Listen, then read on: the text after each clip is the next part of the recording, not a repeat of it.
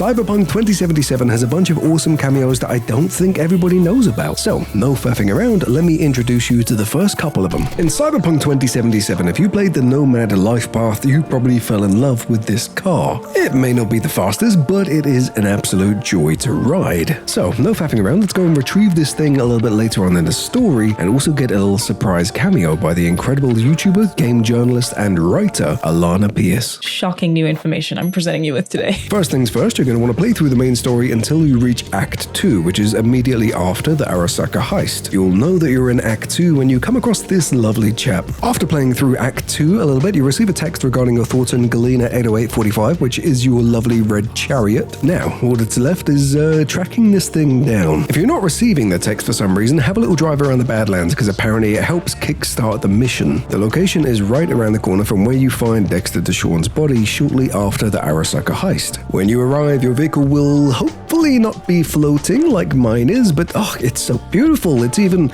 dustier than I remember. Ah, yay. Pop the hood, and after a couple of seconds, you'll have a wonderful young lady come up and start speaking to you, and that is none other than Alanah Pearce. Now, Alanah doesn't actually have a bunch of dialogue, but I think it's just so cool to be able to see creators like myself inside of Cyberpunk 2077. So, thank you, Alanah, for repping us all. She's trying to escape Night City, and you can either hustle her to try and get the car back, or you can simply buy it off her, which is the option I chose. It seems like the right thing to do. Thanks. Not sure what to say. Alanah's character will go off and start a brand new life. Johnny will admire your vehicle, if only for a moment, and then you're free to drive off into the sunset.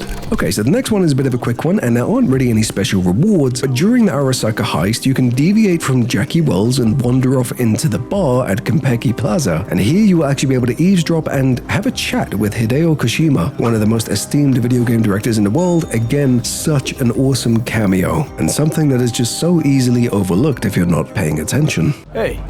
The next cameo is by an awesome content creator and streamer called CohhCarnage. Hey everybody, Co here. Fun fact, he's actually got a couple of lines in Baldur's Gate 3 and like a million other video games. This guy is everywhere. You can find him very early in the game outside of Misty's Esoterica. That's a word I had to Google. He'll start by blathering on about a couple of conspiracy theories, but the more you visit him, you'll be presented with opportunities to donate money. And whether you do or whether you don't, eventually, after 5 or 6 attempts of doing this, he'll actually present you with an opportunity to go out and help research one of his crazy conspiracies. Return to Garry, Carnage's character, and realize that he's been abducted. Were the conspiracy theories right all along, or was Carnage simply betraying an absolute crackpot? Next up, if you're a fan of music, you've probably heard of the artist Grimes. Not only does she have her own character and a bit of a cameo inside of Cyberpunk, but she has entire music tracks and performances within the game. I'm not going to spoil exactly how you get to this point in the game because it's a little bit spoilery, but during the Phantom Liberty DLC, which we just played through live on YouTube, Grimes' character Lizzy Wizzy has this beautiful performance, and not only is it just a great performance in terms of music, it's one of the best scenes, one of the most emotive and captivating performances I've ever seen in a video game. Not to mention, she actually has her own little side quest inside of the game as well.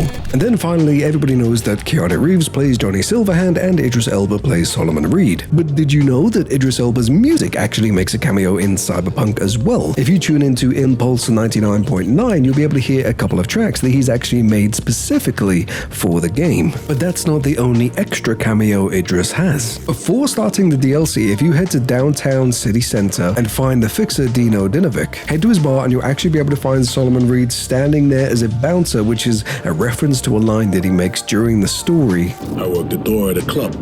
Selection, you know, bouncing. And I'll be honest, he doesn't really do the best job as a bouncer, but I just love the idea of stumbling across Idris Elba in the middle of a playthrough if you didn't even know he was in the game to begin with. Okay, that's all for now, but if you want more Easter eggs, feel free to check out the video where I cover all of the Edge Runner references inside of Cyberpunk. Make sure you subscribe to the channel, like the video if you liked it, and I will catch you in the next one.